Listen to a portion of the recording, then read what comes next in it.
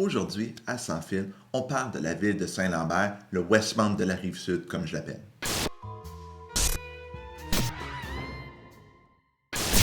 Donc, Saint-Lambert, c'est probablement la ville la mieux située sur la Rive-Sud de Montréal pour ce qui est de l'accès au centre-ville, au Vieux-Montréal, parce que vous êtes d'un côté, vous avez le pont Jacques-Cartier, de l'autre côté, vous avez le pont Champlain, avec le pont Victoria en plein milieu. Donc, peu importe où vous voulez aller à Montréal, que vous vouliez prendre le REM, le métro, que vous vouliez aller dans le Vieux-Montréal, vous êtes toujours proche et tout est accessible en transport en commun.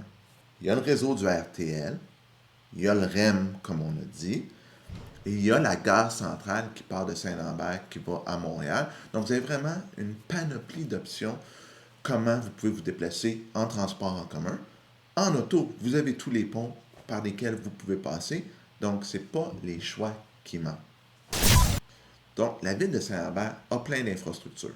On peut penser au centre des loisirs qui abrite l'aréna, la piscine, le club de curling ainsi que le parc L'Espérance. On peut aussi penser au parc Seaway ou au parc de la Voie-Maritime. Excusez-moi, moi, toujours utiliser Seaway parce que j'ai grandi à Saint-Lambert. Où c'est un grand espace vert, il y a un parc à chiens, piscine extérieure, et vous pouvez aller voir les feux d'artifice quand ils sont présentés à la ronde au parc Six Flags. Vous avez aussi une belle piste cyclable justement qui longe le parc Seaway, qui longe la rue Riverside, qui vous donne accès à Brossard, à Longueuil, La Prairie, Varennes. Et vous avez même accès à Montréal par le pont Victoria qui vous amène directement au circuit Gilles Villeneuve, par la suite Vieux-Montréal, centre-ville, comme vous voulez.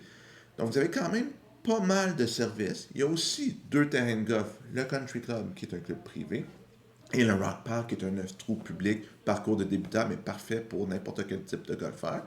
Donc vous avez quand même beaucoup de services à Saint-Lambert. Le centre-ville de Saint-Lambert, c'est quand même beau. Il y a des vieux immeubles, il y a des commerces, des restaurants. C'est le fun d'aller flâner là. Vous pouvez aller aux fêtes de Saint-Lambert aussi, si vous voulez, une fois par année. Il y a le marché public tous les jeudis, l'été, aussi à faire sur la rue, je crois que c'est Hooper, derrière la rue Victoria.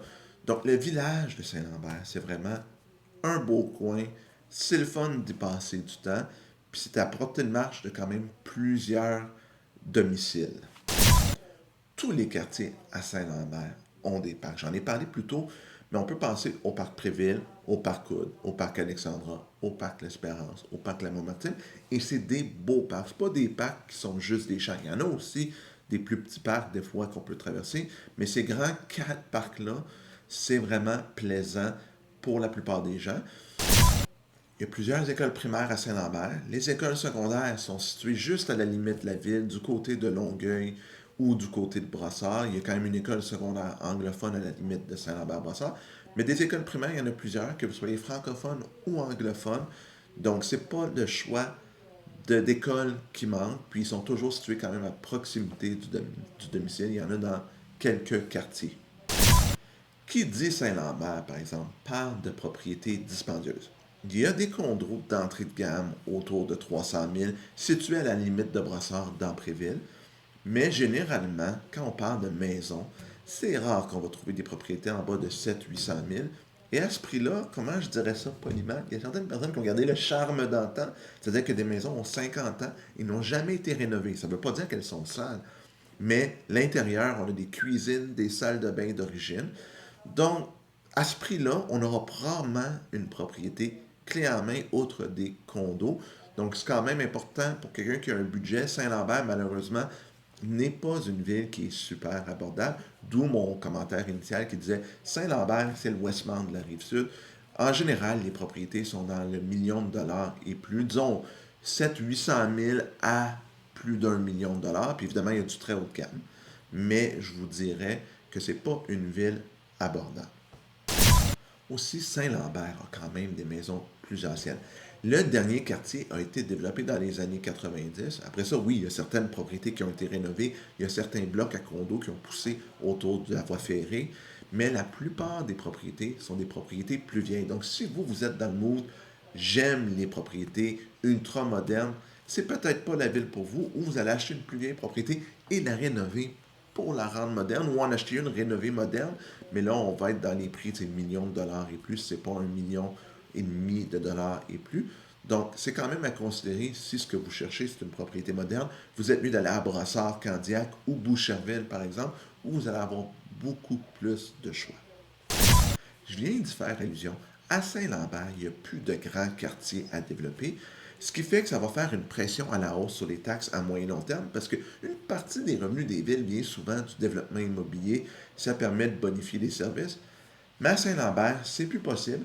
Et présentement, les infrastructures sont vieillissantes, donc le budget de Saint-Lambert commence à être sous pression. Pour le moment, à prix comparable, exemple avec Longueuil, les taxes sont similaires, c'est-à-dire une propriété évaluée à 600 000 à Longueuil ou à Saint-Lambert a un taux de taxation assez similaire, mais je ne serais pas surpris que dans le futur, l'écart devienne que les taxes à Saint-Lambert coûtent plus cher pour les gens parce que leur seul revenu de taxation, c'est les maisons construites, les maisons construites, parce qu'à Longueuil, à l'inverse, il y a du développement immobilier, ce qui permet d'avoir des sources de taxation un peu plus diversifiées. J'espère que vous avez aimé le contenu sur Saint-Lambert, que ça vous en a appris un petit peu sur la municipalité. Si vous avez aimé le contenu, un pouce en l'air, c'est toujours apprécié. Si vous avez des questions, mettez-les en commentaire, ça me fait plaisir d'y répondre. Abonnez-vous à la chaîne, on continue à mettre du contenu immobilier régulièrement. Puis on se revoit la prochaine fois pour une autre capsule. À bientôt tout le monde!